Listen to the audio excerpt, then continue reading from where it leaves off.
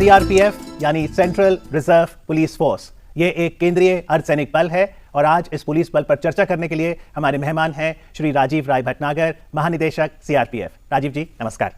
नमस्कार और जय हिंद। जय हिंद सर। सबसे पहले तो 79th एनिवर्सरी की शुभकामनाएं, और कैसे देखते हैं सीआरपीएफ का लगभग 8 दशकों का सफर? ये एक बहुत ही गौरवशाली पुलिस बल है जिसकी शुरुआत 1939 में हुई थी क्राउन रिप्रेजेंटेटिव पुलिस के नाम से। फिर 1949 में इसको वर्तमान स्वरूप दिया गया सीआरपीएफ का, और आज जैसा कि आप देख रहे हैं इसकी बहुत गौरवशाली परंपराएं हैं और शौर्य और सेवा और त्याग को इसने पुरुषार्थ किया है। और एक बटालियन से प्रारंभ हुई ये फोर्स आज की तारीख में लगभग 3.25 लाख की फोर्स है, और ये देश के सबसे कठिन जो आयाम हैं, जो सबसे बड़ी चुनौतियां हैं, उनका भली भांति सामना कर रही है। तो 3.25 लाख सीआरपीएफ के पर्सनल है, इतना बड़ा परिवार, और 243 बटालियंस। जी, हम लोगों की 243 बटालियन है वर्तमान में, और हम लोग सभी जगह जो कि जैसा कि मैंने आपको बताया जो कि चुनौतियां हैं हमारी विशिष्ट आज के आंतरिक सुरक्षा की, जैसे कि जम्मू एंड कश्मीर है, पूरा जो है लेफ्ट विंग एक्सट्रीमिज्म का क्षेत्र है जिसको नक्सल भी कहते हैं, माओइज्म भी कहते हैं, तथा नॉर्थ ईस्ट में हम लोग तैनात हैं। इसके अतिरिक्त हम लोगों की विशिष्ट कानून व्यवस्था के लिए भी बटालियंस हैं जिनको आरएएफ रैपिड एक्शन फोर्स के नाम से जाना जाता है।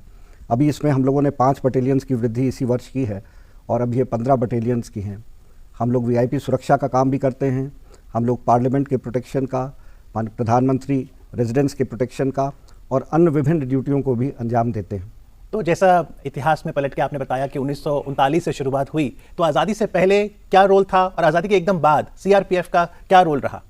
देखिए, उस समय भी आंतरिक सुरक्षा के लिए इसको बनाया गया था, और बाद में जब हमारा देश आज़ाद हुआ उसके बाद जो है इसका रोल मुख्य रूप से कानून व्यवस्था और आंतरिक सुरक्षा रहा, और इसी को लेकर हम लोग आगे बढ़े। तो 1949 में जब सीआरपीएफ एक्ट आया तब जाके क्राउन रिप्रेजेंटेटिव पुलिस का नाम सीआरपीएफ पड़ा। जी, तब से सीआरपीएफ पड़ा है, और तब से अनेकों ऐसे जो हैं हमारे पास जो हैं वो समय आए जिसमें कि फोर्स ने जो बहुत ही कठिन चुनौतियां थी उनका भली भांति सामना किया।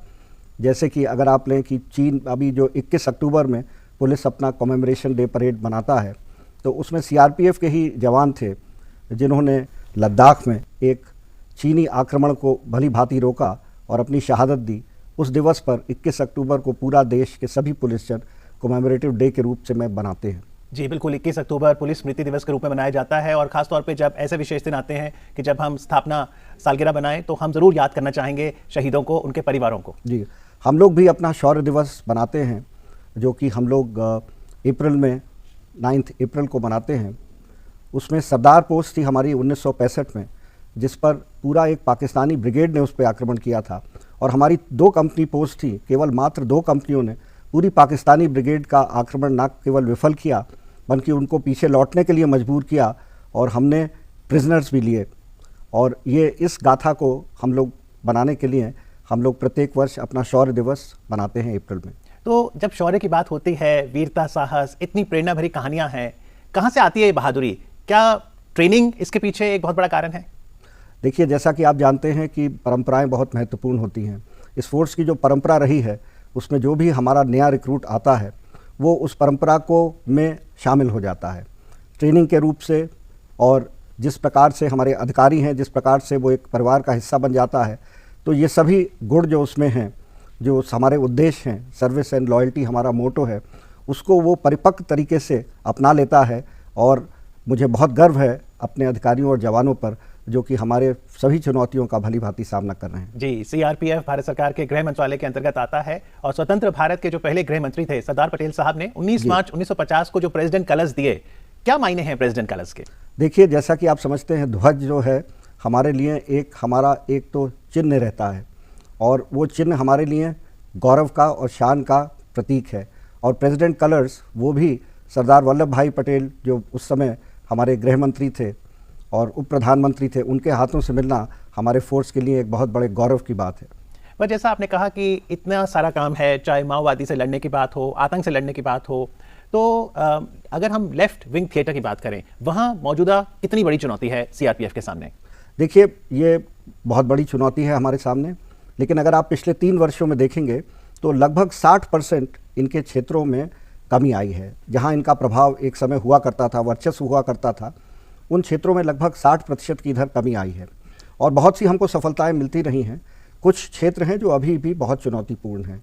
ये क्षेत्र ऐसे हैं जहां पर अभी भी एडमिनिस्ट्रेटिव और सिक्योरिटी वैक्यूम है, जैसे कि साउथ बस्तर में है, छत्तीसगढ़ में अबुझमाड़ का क्षेत्र है, मूलतः वो भी छत्तीसगढ़ में ही पड़ता है, प्लस उड़ीसा और जो है वो आंध्रा का बॉर्डर है, वहाँ पर भी कुछ ऐसे क्षेत्र हैं जहाँ पर अभी विकास नहीं हुआ है, जहाँ पर अभी सड़कें नहीं बनी हैं, मोबाइल कनेक्टिविटी नहीं आई है, प्रशासन की पहुँच वहाँ तक नहीं है। तो ये कुछ ऐसे क्षेत्र बच गए हैं जहाँ पर अभी भी हमारे लिए चुनौती गंभीर है। तो यहाँ पर फिर सीआरपीएफ के कैंप होते हैं और लगातार प्रयास है आपका कि डिस्ट्रिक्ट स्तर पर, ग्रासरूट स्तर पर पहुँचा जाए।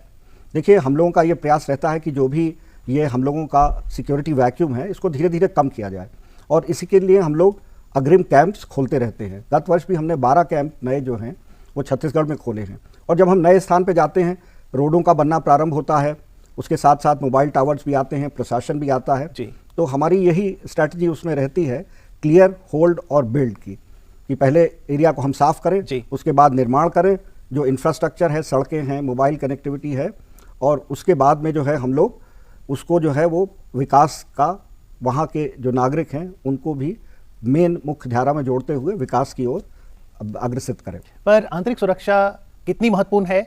और जब दिल्ली में भी हम सुर्खियां सुनते हैं कि माओवादी ने हमला किया, किसी सीआरपीएफ कैंप में जवाबी हमला हुआ, कोई इंसान क्यों बन जाता है माओवादी? देखिए, जैसा कि आप जानते हैं, ये एक विचारधारा रही है पहले और इनका प्रचार प्रसार ऐसा रहा है और विशेष तौर से उन क्षेत्रों में इनका प्रभाव रहा है जहाँ पर जो है वो पिछड़ापन रहा है, जहाँ पर अभी विकास की धारा पहुँची नहीं है, जहाँ के लोग अभी एजुकेटेड नहीं हैं। तो जो ट्राइबल्स वहाँ पर रहने वाले हैं या जो जंगल के क्षेत्र हैं, तो उनको ये बरगला कर जो है वो अपनी विचारधारा से जोड़ने का प्रयास करते हैं और इस कारण से, लेकिन जैसा कि आपने देखा कि इनकी जो विचारधारा है उसकी पकड़ बहुत ढीली होती जा रही है और जैसे जैसे विकास आगे बढ़ता जाएगा वैसे वैसे जो है वो आम नागरिक में और इवन जो वहाँ के ट्राइबल्स और वहाँ के रहने वाले लोग हैं उनमें भी इनकी विचारधारा के लिए कोई बहुत ज़्यादा समर्थन नहीं मिलेगा। तो राजीव जी, हम ये कहें कि अब छत्तीसगढ़, झारखंड, बिहार, कौन से राज्य हैं जहाँ पर ये अभी समस्या है?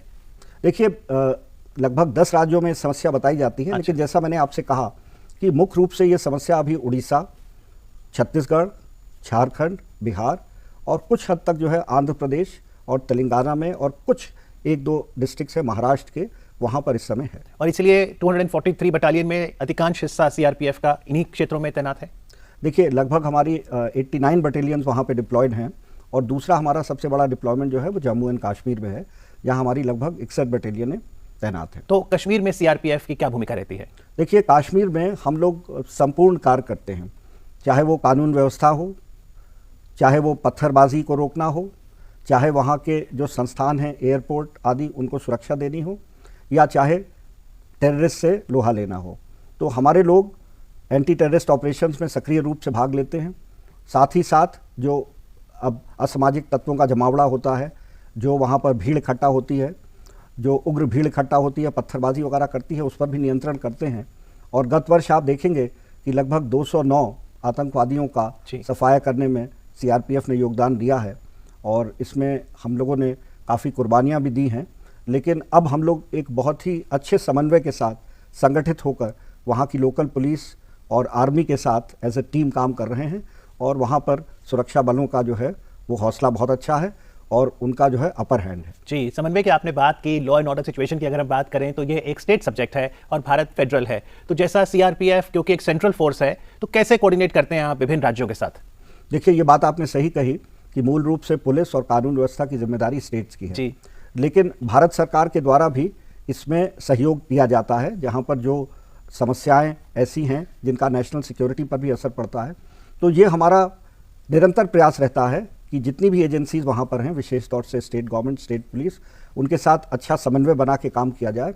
और ये बात बहुत सही है कि हमको सफलताएं तभी मिलेंगी जब समन्वय बहुत अच्छा होगा। जी, और समन्वय आम नागरिक से बनाना भी बहुत जरूरी है, पुलिस पब्लिक रिलेशंस बहुत जरूरी हैं और जब ऐसे अवसर आते हैं तो ये मौका बनता है कि हम सीआरपीएफ के बारे में जानें। तो थोड़ा बताइए, जैसे जंगल वॉरफेयर की बात होती है और आपकी एक स्पेशलाइज्ड बटालियन भी है, कोबरा बटालियन, तो उसे कैसे रेज किया जाता है और जंगल वॉरफेयर कितना कठिन है? देखिए, हमारे पास जो है वो विशेष चुनौती जो लेफ्ट विंग एक्सट्रीमिस्ट की है वो मूलतः जंगली क्षेत्र में है, जहाँ पे जंगल हैं, पहाड़ हैं, नदियां हैं और वहाँ पर कोई कनेक्टिविटी नहीं है। तो इसके लिए हमारी 10 कोबरा बटालियंस विशेष तौर से प्रशिक्षित की जाती हैं कि जंगल में किस प्रकार से ऑपरेशंस किए जाते हैं, जंगल में किस प्रकार से सर्वाइव किया जाता है, वहाँ पर कैसे कंसीलमेंट करके इफेक्टिव रूप से गुरिल्ला वॉरफेयर को कंटेस्ट किया जा सकता है। ये गुरिल्ला वॉरफेयर क्या कैसे समझें हम? देखिए, 2 तरीके से आप इसको समझ सकते हैं। एक तो मोबाइल वॉरफेयर है, ठीक है, कि जहाँ पर वो समझते हैं कि वो मजबूत हैं तब तो आपसे लड़ेंगे, अन्यथा वो जब आप जाएंगे तो वो जंगल में छुप जाएंगे, या उनको ये भी रहता है कि अपने हथियार छुपा दिए, बाकी फिर वहाँ गांव वालों के साथ मिल जाते हैं, तो ये कोई स्पष्ट नहीं होता कि ये नक्सली हैं या गांव वाले हैं। और गुरिल्ला पद्धति जैसा होता है वो ये है कि हिट एंड रन वाली टैक्टिक्स अपनाने का है। तो ये दोनों टैक्टिक्स जो हैं आजकल लेफ्ट विंग एक्सट्रीमिस्ट द्वारा अपनाई जा रही हैं। और वहाँ पर एक और बहुत बड़ा खतरा है, वो है इम्प्रोवाइज्ड एक्सप्लोसिव डिवाइसेस से। जी। जैसा कि आप देख रहे हैं कि ये विशेष तौर से नक्सलियों द्वारा इसका इस्तेमाल किया जाता है। हम लोगों ने इसमें काफ़ी दक्षता हासिल की है, लेकिन हम लोगों को इसमें नुकसान भी उठाने पड़े हैं। हमने एक इसका इंस्टीट्यूट खोला है और गत वर्ष करीब 850 से ज़्यादा इम्प्रोवाइज एक्सप्लोसिव डिवाइसेस हमने खोज निकाली थी। अच्छा। फिर भी हम लोग लगभग 50-55 जो है उसमें एक्सप्लोजन्स में हम लोगों को नुकसान उठाना पड़ा। तो ये भी हमारे लिए एक बहुत बड़ी चुनौती है।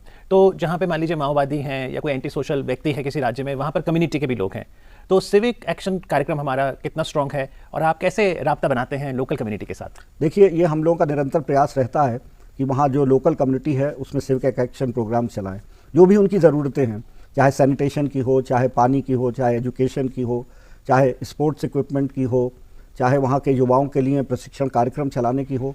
तो हम लोग ये सब पहल करते हैं। साथ ही साथ मानविकता के आधार पर भी हम लोग बहुत से सेवा कार्य करते हैं। मैं उदाहरण के तौर पे आपको बताना चाहूँगा, अभी वहाँ पर छत्तीसगढ़ में हमारा एक पेट्रोल नक्सली क्षेत्र में निकला हुआ था और वहाँ पे उन्होंने पाया कि एक महिला थी जो कि कई दिन से बीमार थी, उसके दोनों बच्चे जो है भूख से बिलख रहे थे। तो हमारे लोगों ने वहीं पे एक मेकशिफ्ट स्ट्रेचर बनाया और अपने कंधों पे उसको 7 किलोमीटर तक नदी नालों में जंगलों से निकालते हुए ला के उसका इलाज कराया और अपनी कॉस्ट पर पूरी उसकी देखभाल की।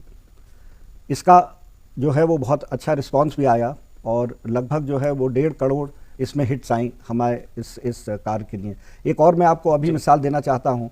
गत माह ही फरवरी में एक नक्सलियों के साथ एनकाउंटर हुआ था हमारा झारखंड में, जिसमें एक महिला नक्सली जो है वो इंजर्ड हुई थी। हम लोग उसको स्ट्रेचर पर लेकर आए, हॉस्पिटल पर लेकर आए और हमारे एक जवान ने ही उसको रक्त दिया उसके इलाज के लिए।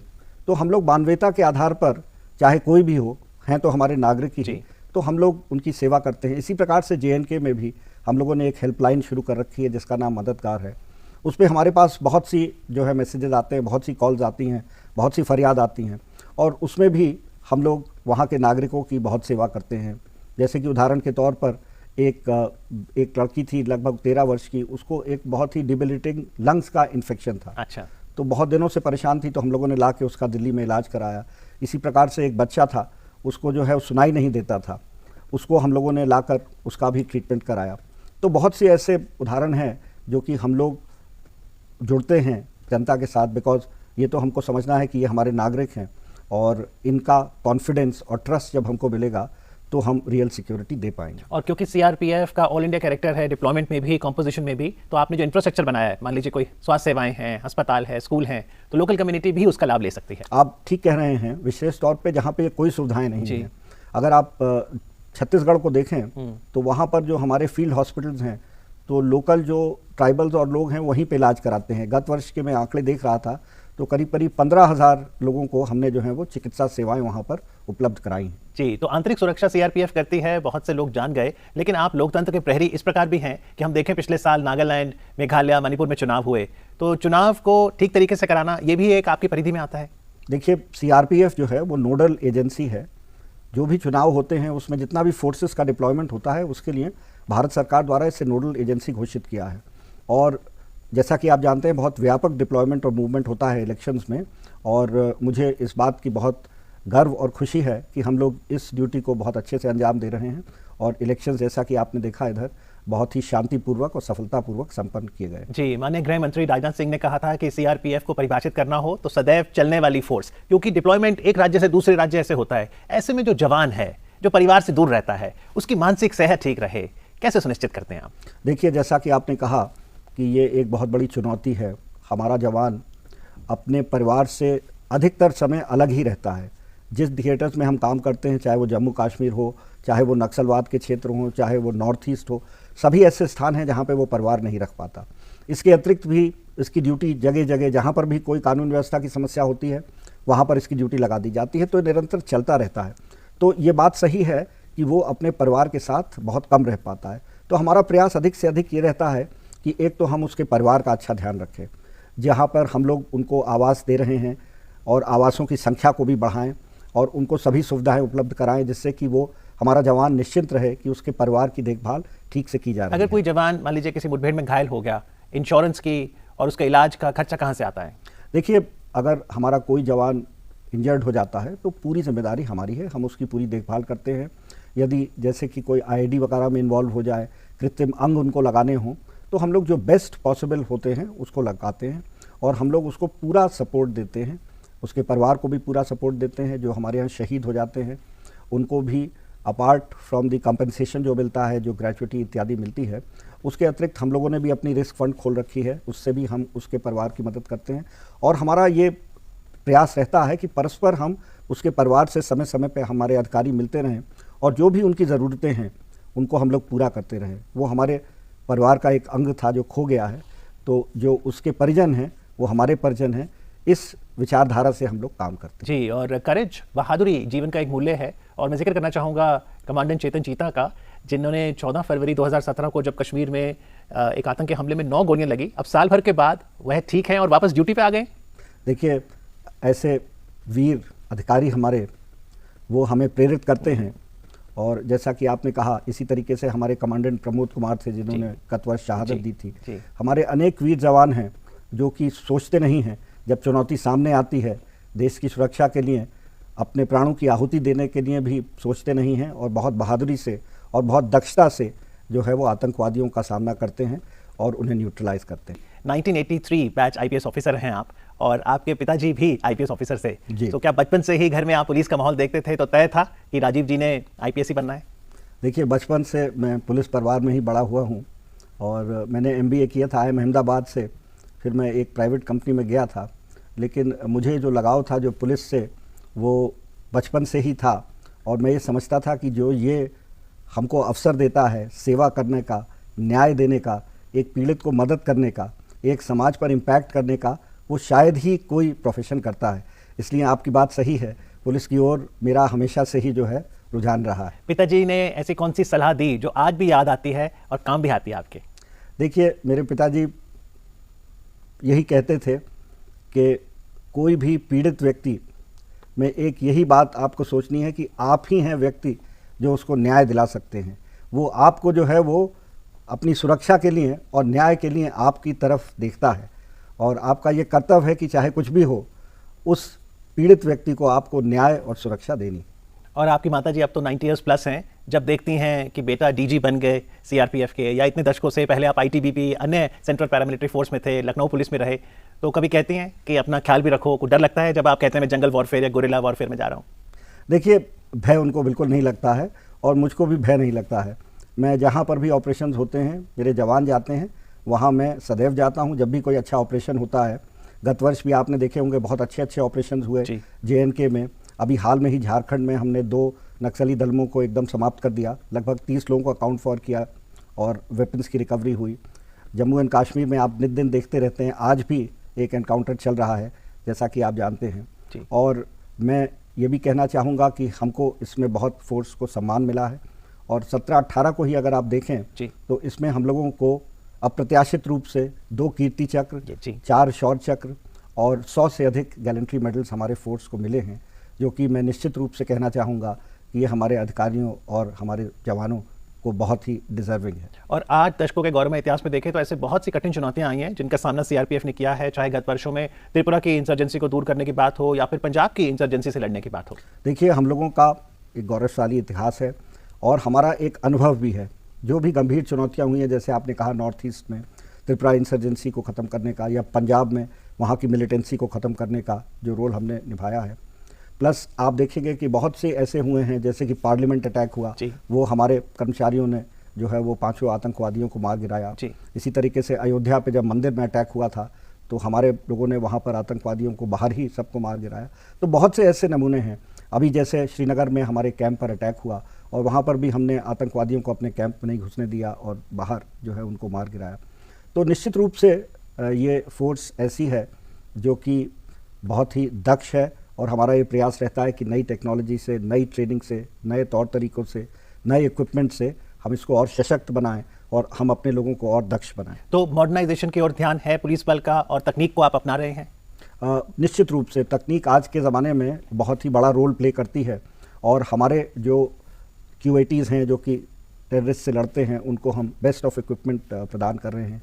इसी प्रकार से नक्सल क्षेत्रों में भी जो बेस्ट पॉसिबल टेक्नोलॉजी और इक्विपमेंट है उसका इस्तेमाल कर रहे हैं जिससे कि हम लोग अपने कार्य में और कारगर हो सकें। एक और बात, पर्यावरण के लिए भी आप काम करते हैं, जो फ्लोरा और फौना की विभिन्न स्पीशीज हैं उन्हें भी सुरक्षित रखा जाए? जी, हम लोग इस पर निरंतर काम करते रहते हैं और आपको इस बात को जान के खुशी होगी कि 24 तारीख को जब हम अपनी वर्षगांठ मना रहे हैं उसी दिन हम लोग पूरे जो है देश में एक गंगा सफाई का अभियान भी चला रहे हैं और उस दिन हमारे जितनी भी गंगा के पास हमारे फॉर्मेशंस हैं वो सब जो है वो इस कार्य में लगेंगे। तो ये मैंने आपको एक नमूना दिया और परस्पर रूप से हमारे जितने भी यूनिट्स हैं वो पर्यावरण के लिए और जो भी राष्ट्रीय महत्व के कार्यक्रम हैं, चाहे वो स्वच्छता अभियान हो, चाहे बेटी बचाओ हो, सभी में हम लोगों का बड़ा सकारात्मक जो है वो योगदान रहता है। तो राजीव जी, चलते चलते अब जब CRPF अपनी 79th एनिवर्सरी मना रहा है तो सभी जवानों को, CRPF परिवार के सदस्यों को क्या मैसेज देंगे आप? सबसे पहले तो मैं बहुत बहुत उनको बधाई और शाबाशी देना चाहूँगा कि जो अद्वितीय कार्य वो कर रहे हैं। मैं उनके और उनके परिवारों को 79th वर्षगांठ पर बहुत बहुत बधाई देता हूं और मुझे पूरा यकीन है कि आगे वाले अगले 1 वर्ष में वो और भी नए कीर्तिमान स्थापित करेंगे और अपना और इस फोर्स के गौरव को नई ऊंचाइयों तक ले जाएंगे और देश की सेवा में एक नया आयाम स्थापित करेंगे। और देश की ही नहीं बल्कि पूरे विश्व की सबसे बड़ी अर्धसैनिक बल है CRPF। हमारी सबसे बड़ी अर्धसैनिक बल है और हमने इंटरनेशनल भी बहुत से असाइनमेंट्स किए हैं संयुक्त राष्ट्र के लिए और IPKF सिलोन में भी हमारी यूनिट्स गई थी और हम लोगों की महिला कंटिंजेंट जो है उन्होंने भी UN में कई देशों में अपनी सेवाएं दी हैं और भारत का नाम ऊंचा किया है। और CRPF शायद पहला अर्धसैनिक बल है जहां पर महिला कंटिंजेंट को भी शामिल किया गया।